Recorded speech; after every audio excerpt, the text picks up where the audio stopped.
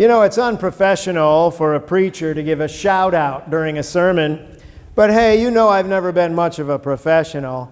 I think we all owe a big shout out to Andy Pierce for working with our church website and Facebook page and getting these sermons on video.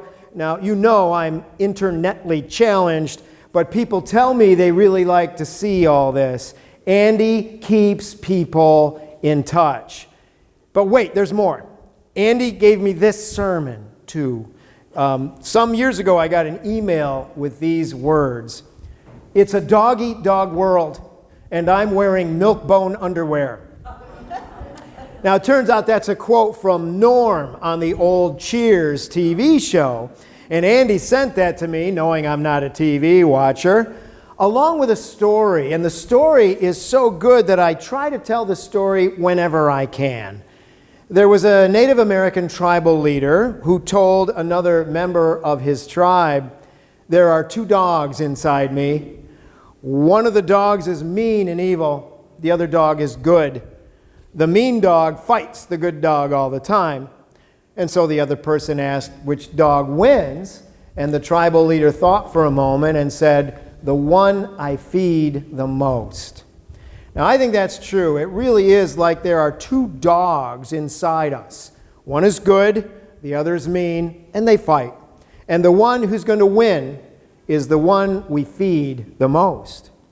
Jesus tells this story about the rich man and Lazarus. And you can tell which dog inside the rich man won. It was the mean dog. Now, with a close reading of this text, we see that this guy is not just rich.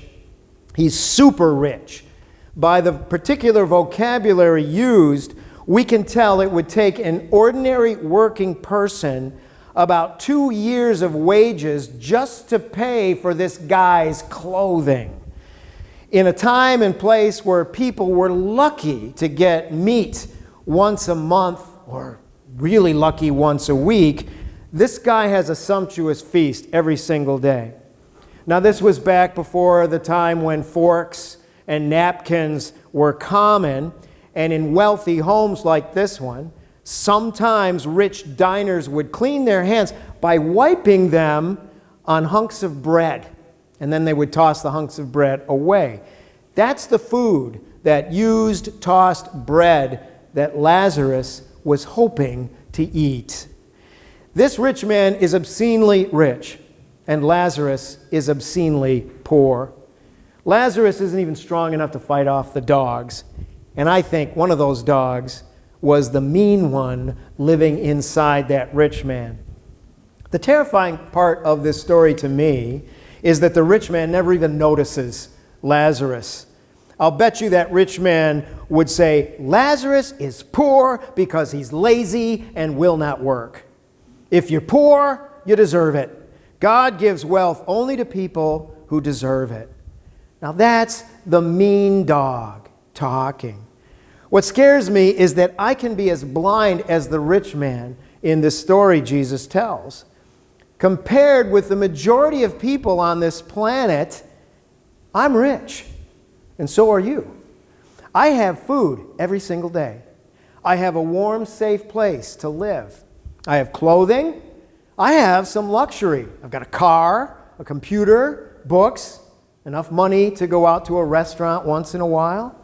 I am nothing like Lazarus. Terrifyingly, I'm a little bit like that rich man because I am rich. And as a rich person of privilege, I have to work. I have to make a real effort to see, just to see poor people and notice them. As a rich person of privilege, I have to work at seeing the institutional racism and classism and sexism that keeps people down. As a rich person of privilege, it's easy for me to think, I got what I deserve, and I don't owe anybody anything. The prophet Amos, as we heard, has a word for me and anyone who has more than enough. Woe to those who are at ease and lounge on their couches and eat lambs from the flock and calves from the stall, who drink wine from bowls and anoint themselves with fine oil, but are not grieved at the ruin of God's people. And the reading from Timothy is a little bit kinder toward those of us with resources, and it just says we need to share what we have cheerfully. A friend of mine gave me recently something he'd read. When you have all you need, don't build a bigger fence. Build a bigger table. I think that's great. When you've got what you need, don't build a bigger fence. Build a bigger table. You and I do have two dogs inside. One dog is mean and evil. The other dog is good, and the mean one fights the good dog all the time. The one we feed the most will win. Now, the Methodist Church looks back to John Wesley as their founder. But Wesley was an Anglican priest like I am, and Wesley remained an Anglican priest until the day he died. He never intended to start a new church. He wanted to reform the one to which he belonged, the Anglican Church. Trouble was, the Anglican Church of his time, the 18th century, was so corrupt and dead, it took a split off and the creation of the Methodist Church to get some of the Anglicans to wake up from their lassitude and their devotion to riches. John Wesley, Anglican priest and Methodist parson, said something very wise. He said, "When I have money, I get rid of it as quickly as possible, lest it find a way into my heart." Now, I don't believe that's going to become a real popular motto for us. I don't think I've got so much money I have to fling it away to get rid of it. The monthly bills take care of that. But I do want to have open eyes to see the realities around me, and I do want to have an open heart to be willing to do something about it. I don't want to be like that rich man in the story Jesus tells. I plan to feed the good dog inside me. I practice giving some money away every month to somebody who needs it.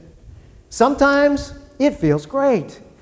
Sometimes it's really hard. But it is always worth it.